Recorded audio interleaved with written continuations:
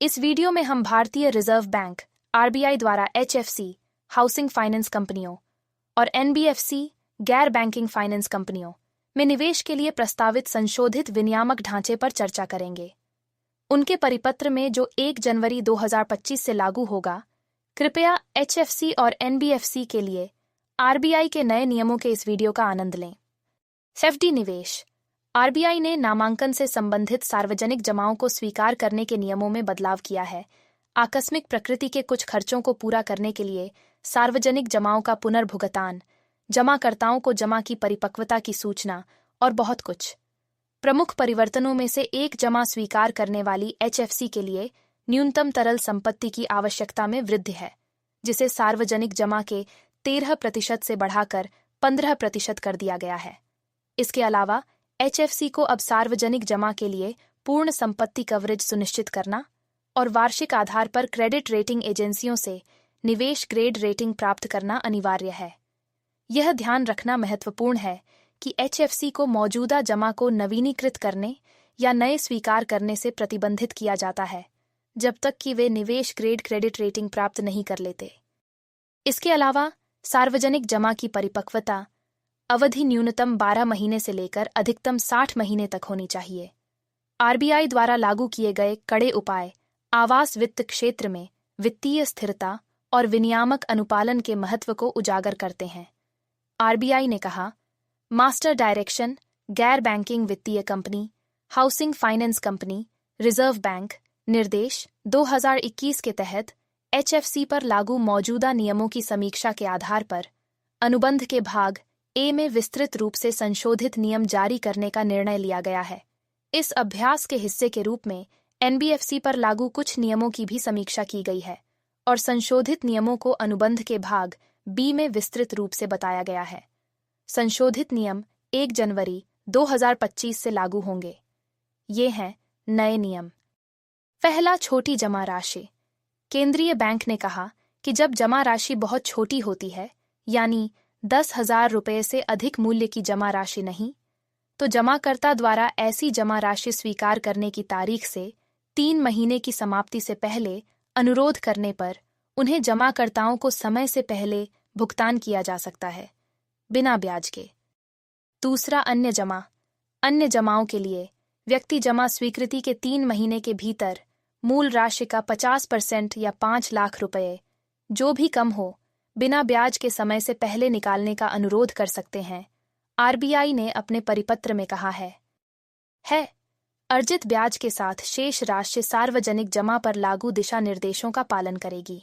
RBI के परिपत्र के अनुसार अन्य सार्वजनिक जमाओं के मामले में जमा की मूल राशि की राशि का 50% से अधिक या 5 लाख रुपये, जो भी कम हो, जमाकर्ताओं के अनुरोध पर ऐसे जमा की स्वीकृति की तारीख से 3 महीने की समाप्ति से पहले ब्याज के बिना व्यक्तिगत जमाकर्ताओं को समय से पहले भुगतान किया जा सकता है।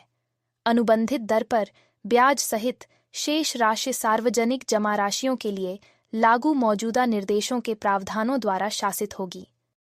तीसरा, नामांकन प्रक्रिया। एनबीएफसी को नामांकन, निरस्तीकरण और या नामांकन में संशोधन के लिए सही ढंग से भरे गए फॉर्म की प्राप्ति की पावती के लिए एक उपयुक्त प्रक्रिया स्थापित करने के लिए कहा गया था। यह पावती सभी ग्राहकों को दी जानी चाहिए, चाहे उनकी प्राथमिकता कुछ भी हो। चौथा, नामांकन सुविधा। एनबीएफसी को पासबुक रसीद पर नामांकित व्यक्ति के नाम के साथ नामांकन पंजीकृत लेबल के साथ नामांकन सुविधा की स्थिति को इंगित करने की प्रथा को शामिल करने के लिए प्रोत्साहित किया जाता है, यदि ग्राहक द्वारा सहमति दी जाती है।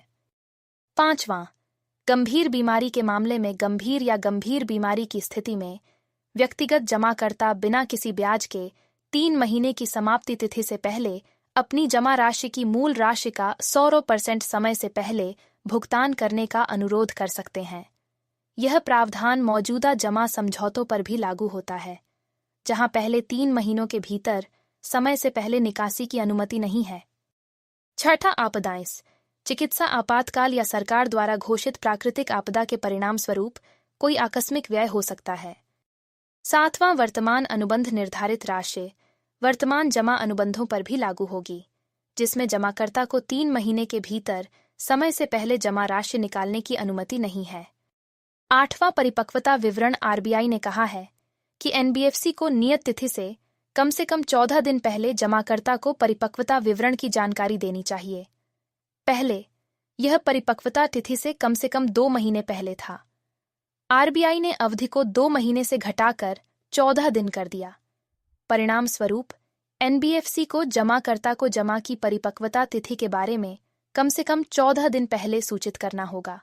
नवीनतम विनियामक परिवर्तन शाखा गतिविधियों और जमा संग्रह प्रतिनिधियों के लिए दिशा निर्देशों को सुसंगत बनाने पर केंद्रित हैं।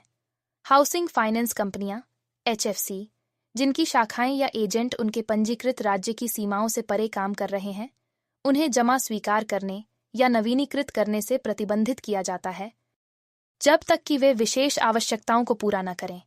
इसके अलावा केंद्रीय बैंक ने गैर सूचीबद्ध शेयरों पर निवेश की सीमा का विस्तार किया है, जो शुरू में गैर बैंकिंग वित्तीय कंपनियों एनबीएफसी के लिए लक्षित थी। अब इसमें एचएफसी भी शामिल है। जमा स्वीकार करने वाली एचएफसी को उन संस्थाओं के गैर सूचीबद्ध शेयरों में निवेश के लिए बोर्ड द्वारा अनुमोदित आंतरिक सीमाएं स्थापित करने की बाध्यता है, जो एचएफसी की सहायक या उससे जुड़ी नहीं है। इस वीडियो को देखने के लिए धन्यवाद। अगले वीडियो में हम एक नया वित्तीय अपडेट लेकर आएंगे। कृपया अधिक वित्तीय वीडियो और इनपुट के लिए फॉलो करें और सब्सक्राइब करें। धन्यवाद। हम आपसे बाद में किसी अन्य वीडियो में मिलेंगे।